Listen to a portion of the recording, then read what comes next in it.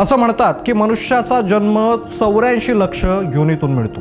मात्र हा जन्म सार्थकी लागला तर जीवनाचं सार्थक होतं, नाहीतर निरर्थक आणि अस्तित्वहीन प्रभावहीन जगणं वाट्याला येतं। जगण्यासाठी एक वेळ रोज भाजी भाकरी खायला लागली तर चालेल, पण चोरी, लबाडी, कोणत्याही स्वरूपाची गुन्हेगारी करता कामा नये।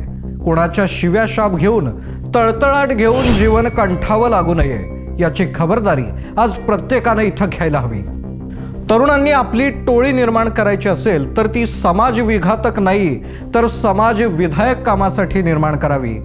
गुंडगिरी करून, फाळकूट दादागिरी करून आपला प्रभाव दाखवण्यापेक्षा, आपलं वर्चस्व निर्माण करण्यापेक्षा समाज हिताची कामं करून समाजाला उपयोगी पडून आपलं अस्तित्व दाखवून द्यावं। वर्चस्ववादातून अनेकांचे मुर्दे पाडून रक्ताचे पाट वाहण्यापेक्षा गरजूंना रक्तदान शिबिर घेऊन त्यांच्याशी रक्ताचं नातं निर्माण करावं। आपल्या हातात सहजपणे आलेला पैसा चैनीसाठी उडवण्यापेक्षा आपल्या भागातील पडलेले खड्डे मुजवण्यासाठी, समाज उपयोगी उपक्रमासाठी त्याचा वापर करावा। दुसऱ्याला मारून इथं आपणही सुखाने आनंदाने राहू शकणार नाही हे आधी ध्यानात घ्यावं।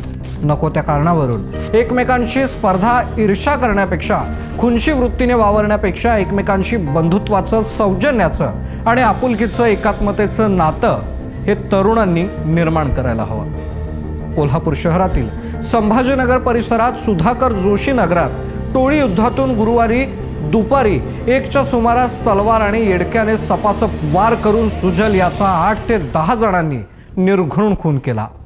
खरंच ही घटना दुर्दैवी आहे।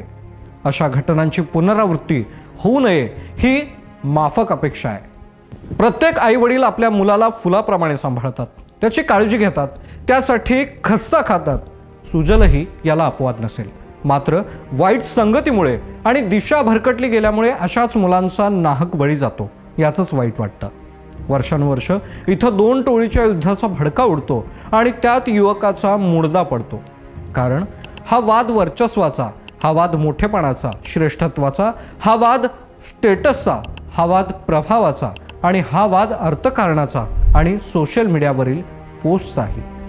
अशिक्षितपणा, अल्पशिक्षण यामुळे जगण्यामध्ये निर्माण होणाऱ्या जटिल समस्या, वैचारिक प्रगल्भतेचा अभाव, अविचारी वृत्ती, दांडगाईपणा, कळत नकळत अंगात निर्माण होणारी दादागिरी, यंत्रणेला पुसणारी आणि समाजाला न सोसणारी अशी दबक्या आवाजात चर्चेत राहणारी फाळकूट दादांची जमात, हप्ते वसुली असे गैरधंदे सुरू राहतात याची माहिती यंत्रणेला नसतेच असं काही नाही, असंही समाजातून बोललं जात आहे।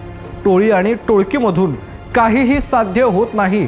खरं तर समाजात तरुणांच्या ऊर्जा शक्तीचा योग्य वापर व्हायला हवा।